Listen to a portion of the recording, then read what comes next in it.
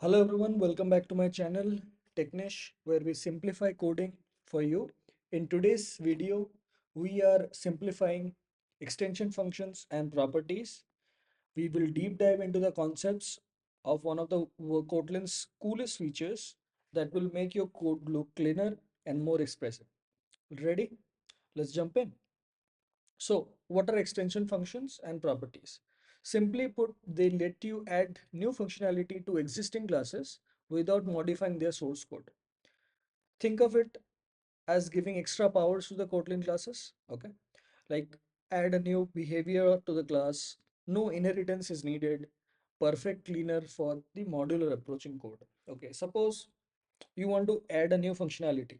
Okay, for that what you need is you need to go for an inheritance based approach where you have multiple classes, you will extend, you will override it, or whenever you want to create something, what you will do is you will declare a method inside the inside the suppose abstract class or interface, and that will have to be implemented by multiple implementing classes. So rather than that, what you can do is extension functions. Okay, so what you can do, rather than not touching anything, you can create an extension functions that can be used without an inheritance and some the other stuffs.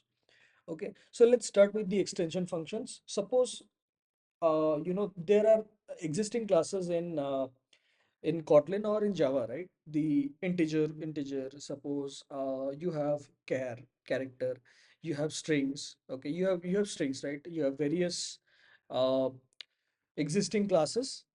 Okay, so suppose we take string. So string is an existing class. Suppose you want to create a new one, a new behavior to that string classes. In that case, what will you do? Okay, in that case, what I can do is, suppose you have a you your this is an existing class. Okay, now what you are expecting is, whenever you want to have a string, you want to have a string method that will do what? That will do the capitalize the first character.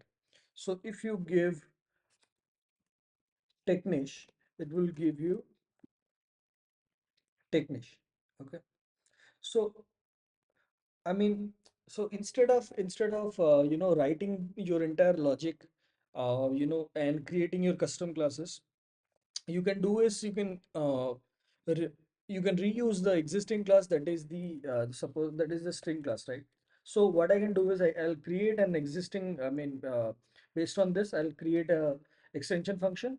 Suppose I do fun, and I will type the existing class that we want to, we want to create an extension function to, that is dot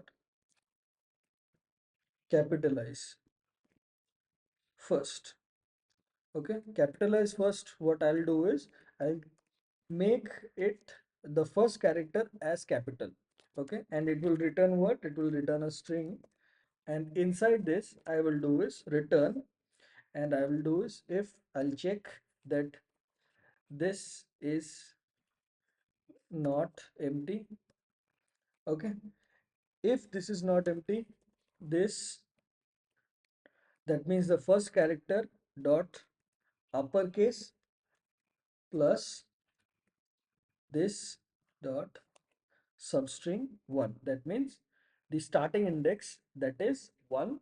From there we are selecting the entire one, the entire string, else return this. Okay, so if I want to call this, what I can do is I'll create val name, and I'll do is, let's define technique, and after that what I'll do is, in the println statement, I'll do name dot capitalize first. As you can see, you don't need to specifically write anything. You just created an extension function, and that extension function, what you have defined is, you can directly call that. Instead of writing so much, instead of writing so much custom functions and all, you can just go through an extension function.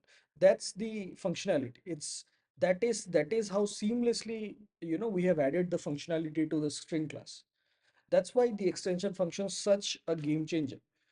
Okay, you have seen it. You can see that how it is, rather than you're not going through anything. You're just creating an extension function and you're directly calling it.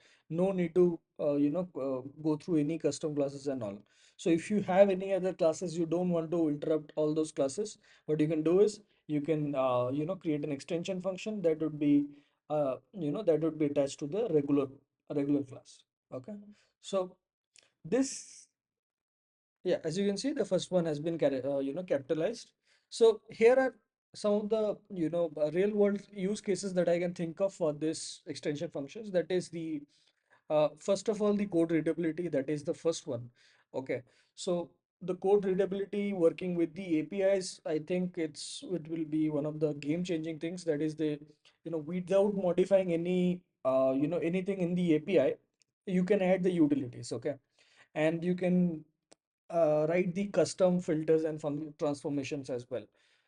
Okay, so these are the things for the extension function.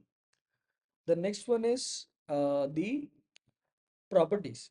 Okay, now let's talk about the properties. Okay, so while the functions add behavior, properties will let you add state like features. Okay, so I will simply give you an example. Suppose we already have an existing class as integer, right? So suppose uh, you know you can add you can check that whether if given number is even or odd something. In those cases, what I can do is I can create an extension properties. Suppose I do a val. Okay, I will do int dot is even. I will create, and what I will return is as a boolean. Okay, and for this one I will do what? For this one I will do get,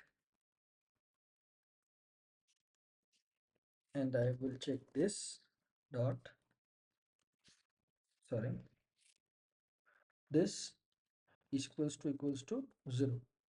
Okay, so this will give an extension function for the integer class. I mean, extension properties to the integer class that will hold the state whether it's even or odd. Okay, so if you call that here, suppose if I call that val val number is equals to 10, and I'm trying to print this one, that is the number is even, and I will call this number dot is even. Okay, now if I do this,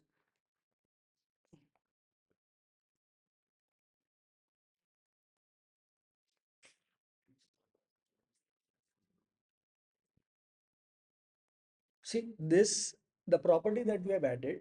Okay, it's simple, right? It feels like a built-in class. I mean, it's a built-in property, you feel, but something we just created. Okay, this feels like a property of the internal class, that is uh, you know that is the integer class, that is an existing class, but it feels like it has been inside the class. It is tightly bound there, but we have created this. Okay, so it's super simple, right? Okay, so with this extension properties, okay, you can dynamically associate properties here. Okay, so I can think of some of the use cases that would be helpful for this. Okay, uh, it is the same kind of use cases that I can think of, that it will not come with much surprises whenever you are going with the APIs, that you don't need to bother about changing much things in the API. Okay. The other scenarios that I would say before that, I will say that, first, don't overuse this. Okay, because too many extension functions can make your code base harder to navigate, and you have to use the meaningful names so that it you can go for, you should not be ambiguous or generic names so that it will be difficult for debug, and always aware of the conflicts. So multiple extension with the same name will have conflicts. Okay, based on the import order, Kotlin will resolve them. And that's the that's the thing that I can think.